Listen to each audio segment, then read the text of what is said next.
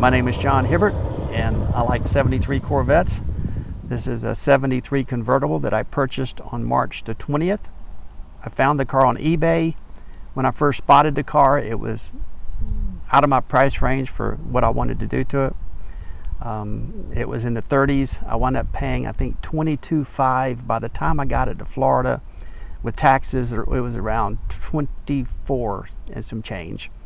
I immediately started stripping it down. This car was originally the color you see on it now. It was a California car. It spent its whole life in California. Sometimes around November of last year, the car got traded to a dealership in Illinois, and that's where I found it on eBay. The guys were very patient with me. I asked for tons of pictures. The fact that it came out of California, the car does not have any rust on it. The windshield frame, the frame itself was spectacular.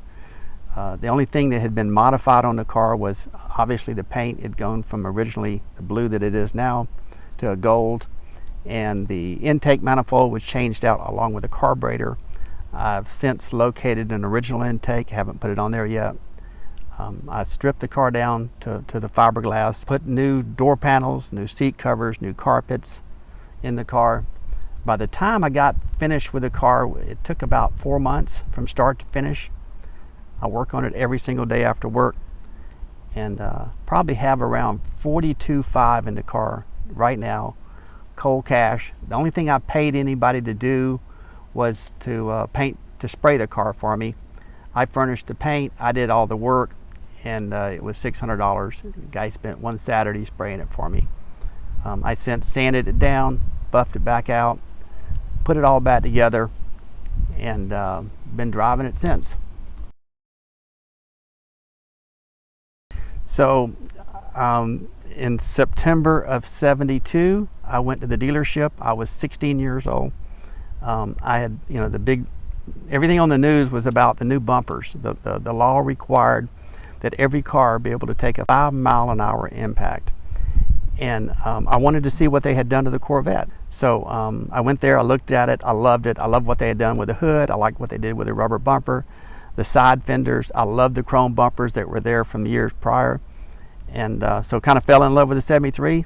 When I was 17, I was able to get one. I bought a 73 T-top, orange, tan interior.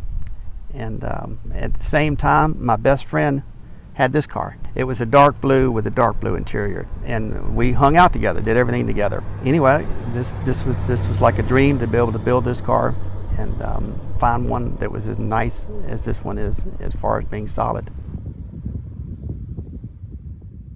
Nope. I've had other years, but I always wound up back with a 73. And now at my age, I've got 3 73s, and I probably within 6 months or so I'll have another one as soon as I find the right car. It took me 2.5 years to find this car, to find a car that was solid, original, and something that I could put back together and make it just like it was from the factory. So I want an orange. I want another orange one, but it's got no coupe. I love the coupes. I don't. This car hasn't been rained on since I've got it finished. I think it would do okay in the rain because it does okay when I wash it. But the white one that's in the garage, I drive it every day. The green one I drove every day for 5 years, so it's going to get used. They just don't sit in the garage. I put 70 miles on this car yesterday, just running errands and stuff like that. So, if you know your cars, this car did not come with an L82 emblem. I like the way it looks. Most L82 emblems require you to drill a hole in the hood to put it on there. I don't do that. I ground out that little tab that you would have to drill. I put double-sided tape on it. That way, if I ever do want to take it off, I can take a heat gun and get it off. Other than that, the car is pretty much original. I spent 17 years at Bloomington Gold. Great outfit, but this I just do for myself. Okay. I like original cars. This car came with a tank sticker. It came with the engine instructions, which is pretty unusual to see. That's usually the first thing we would take off back in the 70s. This was a very, very neat car, very well optioned car. It came with a hard top. I didn't get a hard top when I bought it, but if I had a hard top, I just have to store it in the bedroom and it would never get used. It'd probably just get chipped up. And so I'm not chasing a hard top for it. I'm pretty much done with the car. Everything works on it now. I even found the right clock in it that actually ticks. Yes, sir, I do. Every single thing. If I have to, I did pull the transmission out of this car. The throwout bearing was messed up in it. Did that myself. Actually, I did that the last time you were here. I was doing that. I do everything right in my garage. I pull the motor out in my garage if I need to do that. I've got an engine hoist in there. I've got a guy that rebuilds motors for me, and I've got another guy that rebuilds manual transmissions. I don't have anybody to do automatics, but I don't own an automatic. So everything is right in my garage. So and you were talking about the orange one. Yes, sir. Another 73. Do you have a candidate? Nope. No, you're still looking? I'm looking every single night. Manual transmission? Manual transmission, L82 or big block. And after that one is done, what happens then?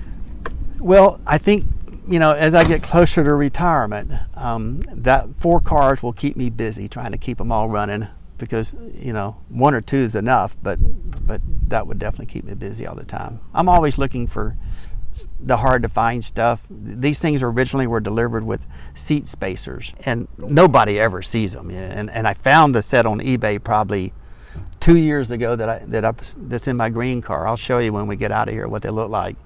But I just look for rare stuff.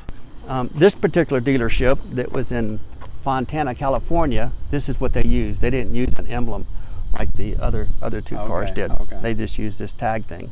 And I look for stuff like that. And sometimes I was lucky to find this thing. And you're not concerned about resale value or anything? I could care less. Okay. This is for me. Yeah. This is what I want to do. And you mentioned your son. He would Yes. end up with a whole bunch of cool cars. Yes, he the favorite one's a green one. He's got the most of his time has been on that green one. We pulled the motor out twice in that car. The day we bought it, we pulled the motor out to reseal it, and then when we got ready to restore the car 5 years later, we pulled the motor out again and had it completely overhauled and put back in there, and it's a labor of love. And 73s, I just like the way they look.